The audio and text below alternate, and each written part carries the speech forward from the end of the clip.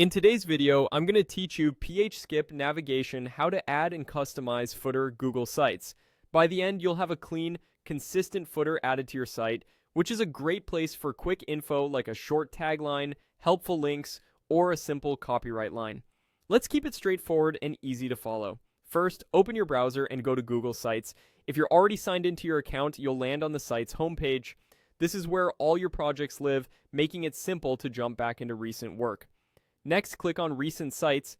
This view shows the sites you've opened or edited lately, so you don't have to dig around. If you prefer, you can switch to other folders or search, but Recent is the quickest way to get moving.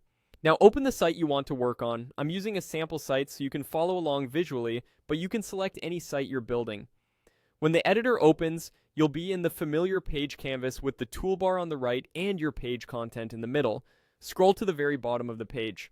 At the bottom edge of the canvas, you'll see an option to add footer. This is a built-in area that sits below your page content and stays consistent across your site, which is why it's perfect for essentials you want visible everywhere. Click Add Footer when you see it. You may see an Add Footer action or prompt appear to confirm you want to create that section. Go ahead and